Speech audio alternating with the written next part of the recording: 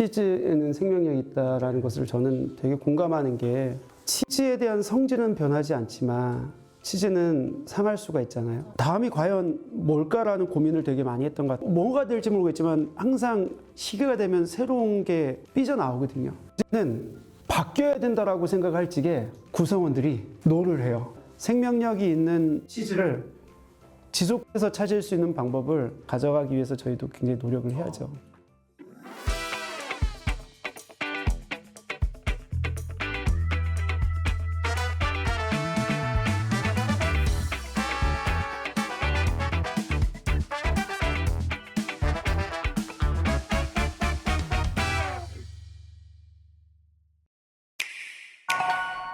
그런 상상을 했어요. 반에 있는 친구들이 나한테 맨날 100원씩 주면 어떨까? 줄 수 있는 거 아닌가?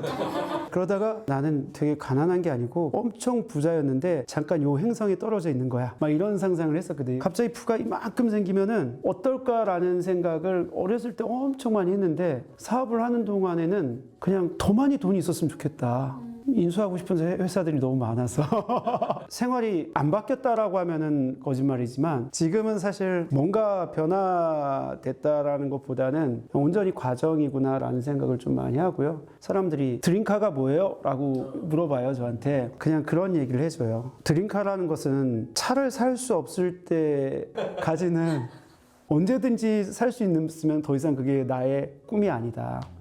그러니까 뭔가 일상생활에서 무엇을 하고 싶을 때는 언제든지 할 수 있으니까 근데 그게 엄청나게 달라졌거나 그러진 않았던 것 같아요. 주변에서 그런 얘기도 해요. 그럼 뭘 주로 사셨냐고. 저는 회사를 인수하는 게 제 취미입니다.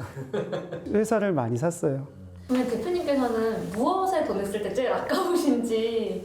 제가 워낙 악착같이 모으다 보니까 이상한 데 돈을 많이 쓰진 않아요. 밥 사는 거, 술 사는 거 이런 것들은 되게 좋아하거든요. 그 선물을 하는 것도 좋아하고 지난 여름에는 저희 공동 창업자하고 전 사원들 콘서트를 열어줬어요. 뮤지컬도 통으로 빌려서 보여드리고 그게 웬만한 아파트 한 채 가격은 돼요, 사실은. 근데 그런 게 아깝진 않아요. 그렇게 주는 건 아깝진 않은데 만약에 진짜 아깝다라고 하면은 거짓말 치는 사람한테 돈을 주는 거? 이건 되게 아까운 것 같아요. 영향을 줬던 분 중에 가장 큰 분은 저희 할머니죠. 사람을 너무 좋아하셨고 동네 어르신들이 항상 저희 집에 오셔가지고 따뜻한 말들, 따뜻한 행동들이 있었기 때문에 저는 사실 친구들이 너는 사람을 너무 좋아해 라는 얘기를 하거든요. 그런 부분에 있어서 DNA 인자의 원천은 할머니가 나눠줬던 따뜻함이 존재하는 것 같고요. 지금 혈액암으로 돌아가셨는데 숙박업 사장님이 제가 첫 영업을 갔을 때 내치지 않고 계속 받아주면서 이것저것 많이 챙겨주셨거든요. 또 자기의 고민도 털어놓고 그랬던 분이 있고 그 당시에는 이제 지배인님이셨는데 저한테 너무 잘해주고 얘기 많이 들어주고 방향성 설정 잘해주고 위대한 사람이 저한테 영향을 준 게 아니고 제 옆에서 저에게 온기를 계속 불어넣어줬던 분들이 인생의 영향자였지 않았나라는 생각이 들어요. 힘들어요. 가끔 이제 화가 날 때도 있고 내 생각은 그게 아닌데 왜 이렇게 행동들을 하지라는 관념을 사로잡을 때도 있어요. 97년도에 저희 공동창업자를 처음 봤거든요. 대학교 테니스 동아리였어요. 선후배였는데 제가 봤을 때 너무 지친 거예요. 한 번도 쉬지 않고 같이 해왔으니까 사람이라는 게 다 쟤만 같지가 않잖아요. 잠깐 쉬어라 라는 얘기를 했었는데 그리고 나서 급격하게 저도 마음이 좀 힘들더라고요. 그리고 한편으로는 나만 이렇게 죽도록 고민해야 되나? 라는 약간의 원망도 있었던 것 같아요. 조직이 제자리 뛰기를 하고 있는 것 같아서 이걸 어떻게 해야 될까 엄청나게 고민을 하고 리스타트를 다시 해야 돼 라고 생각을 막 할 때 너무 재밌게 생활하니까 갑자기 화가 확 치밀어오는 거예요. 그걸 참다 한번 보자고 해서 술 먹으면서 얘기를 했어요. 나 이런 게 조금 힘들다. 근데 그 친구는 저를 너무 잘 이해해주고 배려해주고 항상 제 편인 평생의 인생의 동반자 같은 친구인데 그 얘기를 먹고 본인도 쇼크가 왔나 봐요. 그리고 나서 이제 제가 작년에 한 2달 반 정도 호주에 가서 있었거든요. 장문의 메일을 썼죠. 저희 공동 창업자에게. 너와의 관계가 힘들다. 내가 생각했던 우리의 인생의 동반자 같은 역할에서 나는 아직도 이런 고민을 하고 있고 너는 무엇을 하고 있니? 라고 이렇게 했어요. 그리고 속마음으로는 대답이 없으면 인연을 끊겠다. 대답을 했나요? 바로 날라오더라고요. 급하게. 타일을 같이 썼는데 계속 얘기했어요.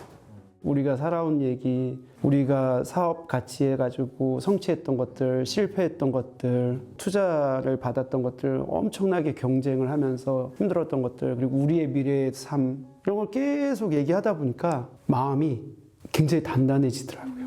삶의 가치에서 사람이라는 힘, 그리고 같이 누군가 이해할 수 있는 척도가 있던 사람들이 존재한다라고 하면은 어려움도 쉽게 미래의 위지치로 변환되지 않을까라는 생각 들고요. 그게 아마 저한테는 가장 인생에 있어서 고비이자 또 하나의 터닝 포인트였지 않을까라는 생각이 좀 드네요.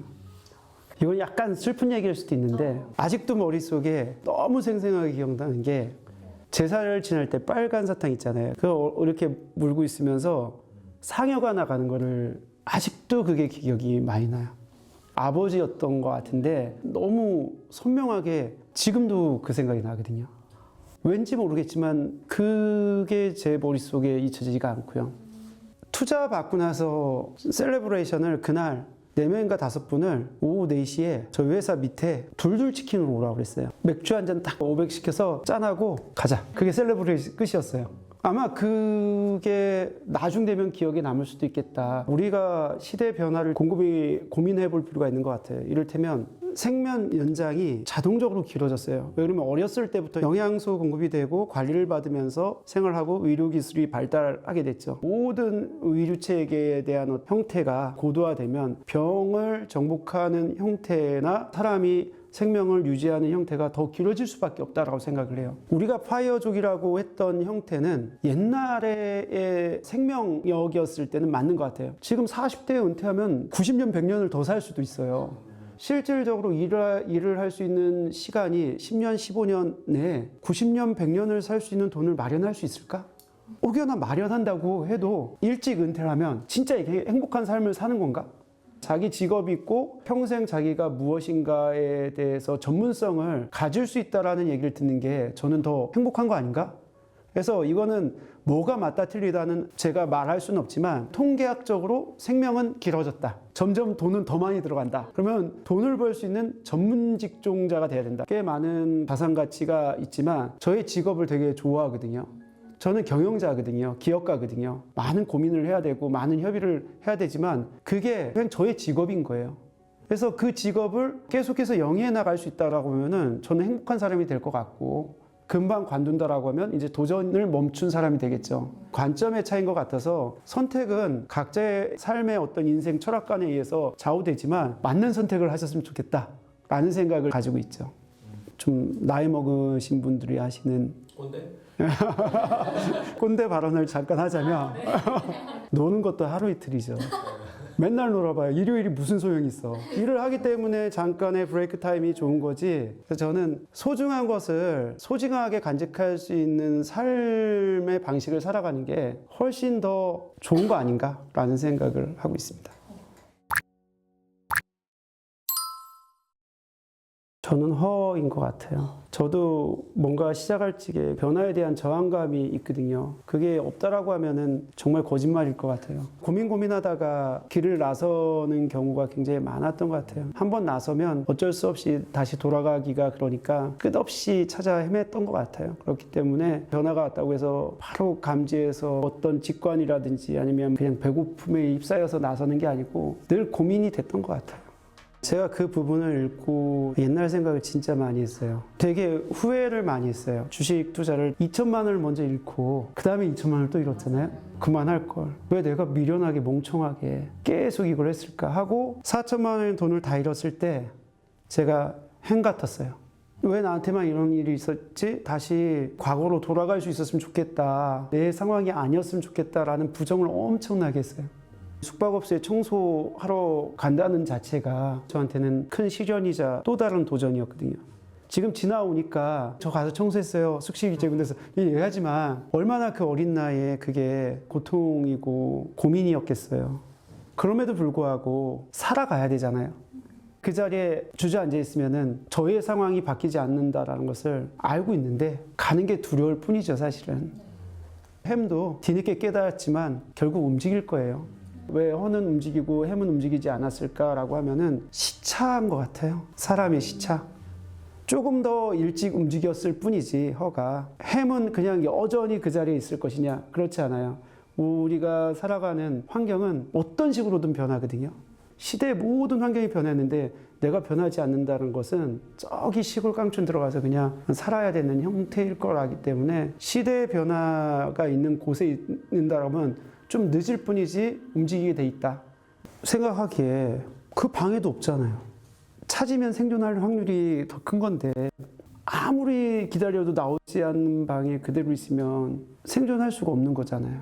조금이라도 생존할 수 있는 확률이 높은 곳으로 움직여야 되는 거 아닌가라는 생각을 하는 거죠. 많은 사람들은 그냥 다 허와 햄이에요.